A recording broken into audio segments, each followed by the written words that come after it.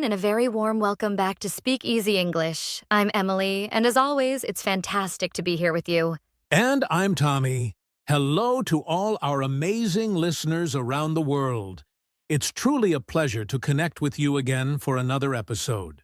Today, we're diving deep into a topic that's incredibly close to both our hearts, I think, Tommy. It's about the journey, the sometimes challenging, often rewarding journey, of learning to actually speak English confidently. Absolutely, Emily. It's not just about grammar rules or vocabulary lists, is it? It's about finding your voice, connecting with others, and how English can genuinely open up your world. For me, learning to communicate effectively in English felt like unlocking a completely new level in life. That's a great way to put it. I remember when I first started seriously trying to speak, I felt this huge mix of excitement and, honestly, quite a bit of terror. My vocabulary felt so inadequate, and I was incredibly self-conscious about every sound I made. Did you feel that way too? Oh, 100%. I constantly worried I sounded silly, or that I'd just freeze up and not know what to say.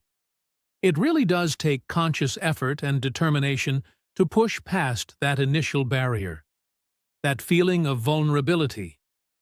It's like you said before, like a child learning to walk. You expect to stumble, maybe even fall down, but the key is getting back up and trying that next step.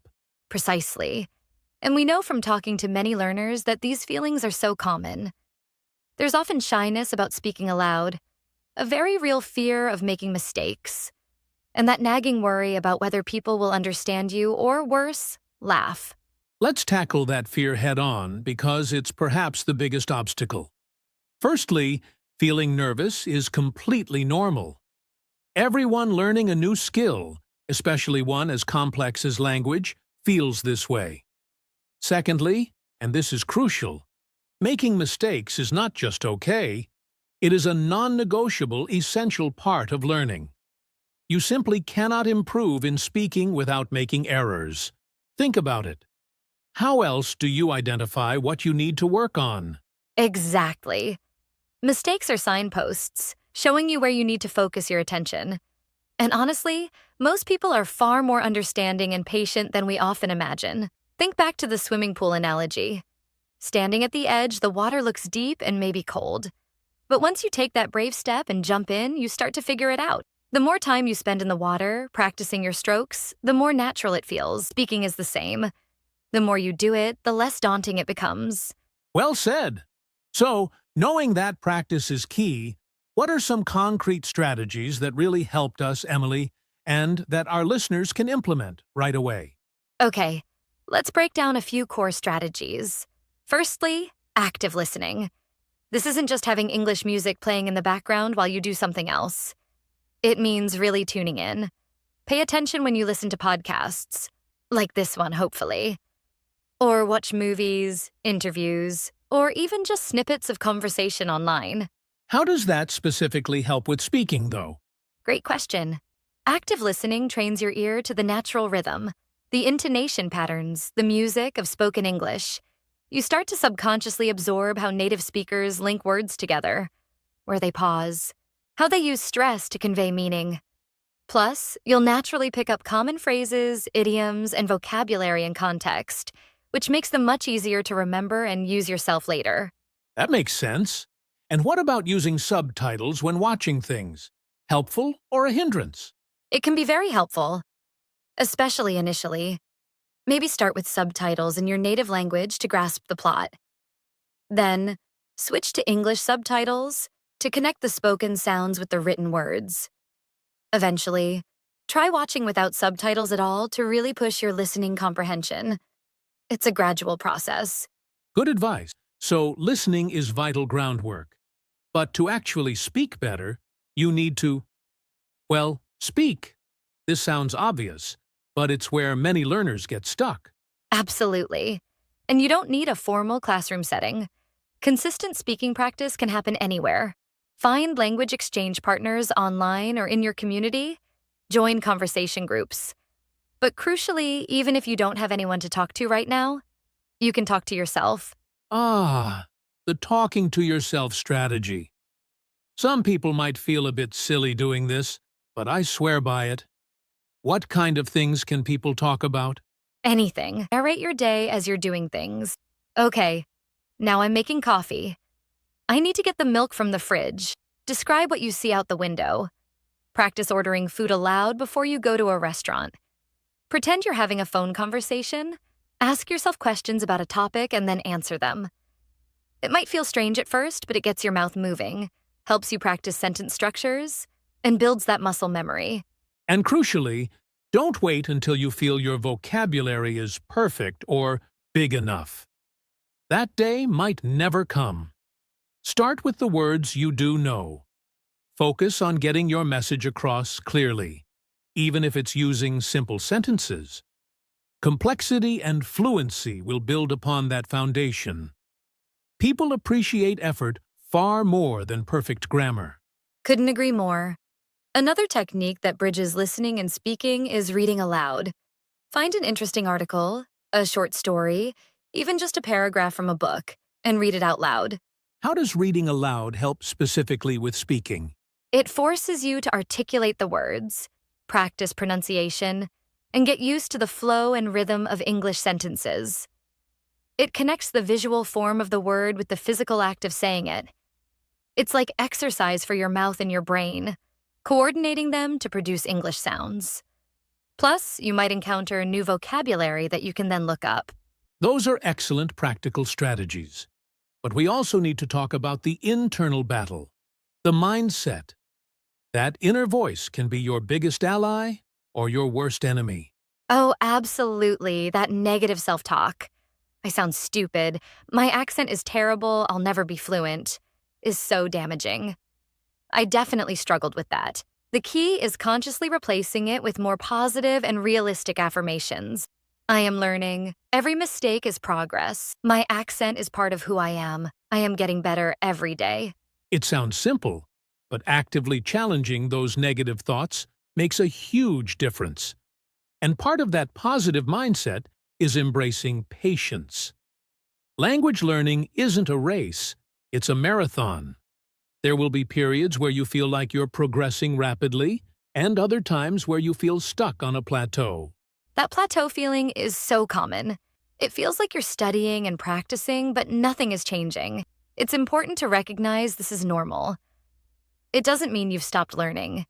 It often means your brain is consolidating what you've already learned before the next leap forward. Trust the process. And during those slower periods, or even just day to day, it's vital to celebrate the small wins. Did you understand a joke in English movie? Did you successfully ask for directions? Did you use a new phrasal verb correctly in conversation? Did you just manage to speak for 5 minutes without switching back to your native language? Acknowledge these moments. Yes, give yourself credit. These small victories build momentum and keep you motivated. It's like climbing that mountain we mentioned. You don't teleport to the summit. You get there one step at a time. Focusing only on the distant peak can be discouraging. Focus on the step you're taking right now and acknowledge when you've successfully taken it. And linked to mindset is being willing to ask for help. If you don't understand something, ask. If you don't know how to say something, ask. It's not a sign of weakness. It's a sign that you're actively engaged in your learning. Definitely. Okay, so we've covered listening, speaking practice, reading aloud, and mindset. What about interaction and immersion? Crucial elements. Putting yourself in situations where you have to use English is one of the fastest ways to improve. As we said, find language partners. Don't just chat online. Try voice calls or video calls if possible. And don't be overly intimidated by native speakers. I used to be terrified, but my experience and the experience of many learners is that most native speakers are incredibly patient, understanding, and often genuinely interested in helping. They appreciate the effort it takes to learn their language. Exactly. If someone corrects you, try to see it as a gift. Free feedback. Of course, if someone is unkind, that reflects on them, not on your English ability. But generally, interactions are positive learning opportunities. And beyond direct interaction, try to immerse yourself in English in your daily life. Change your phone's language settings. Follow English-speaking accounts on social media related to your hobbies. Watch tutorials or documentaries in English. Listen to English radio or podcasts while commuting or doing chores. Label items around your house with their English names. The more you surround yourself with the language, the more familiar and less foreign it becomes. Find ways to integrate it naturally into your routine, and importantly, find ways that are fun for you.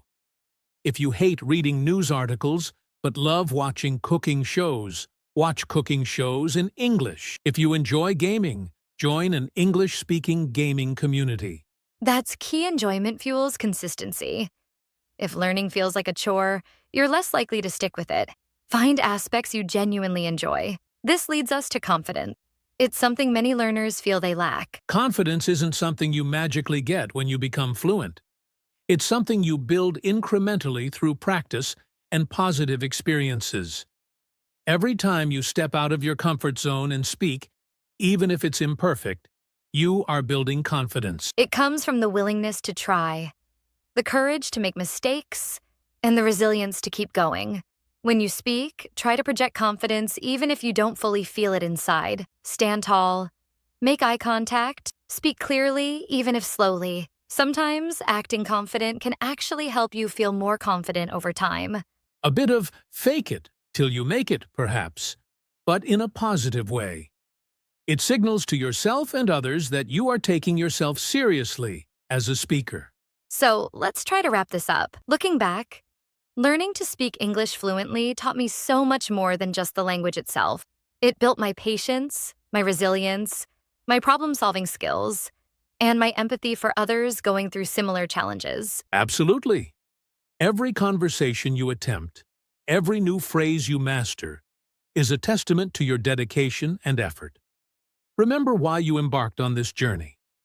Was it for better job opportunities, to travel the world, to connect with family or friends, to understand your favorite movies without subtitles? Keep that why firmly in mind, especially when motivation dips. Let that reason be your anchor. And throughout this entire process, please be kind to yourself. Learning a language is a significant undertaking. You wouldn't scold a baby for falling while learning to walk, so don't scold yourself for making mistakes while learning to speak. Acknowledge the effort, forgive the errors, and focus on the progress. English truly is a bridge. It connects people across geographical and cultural divides.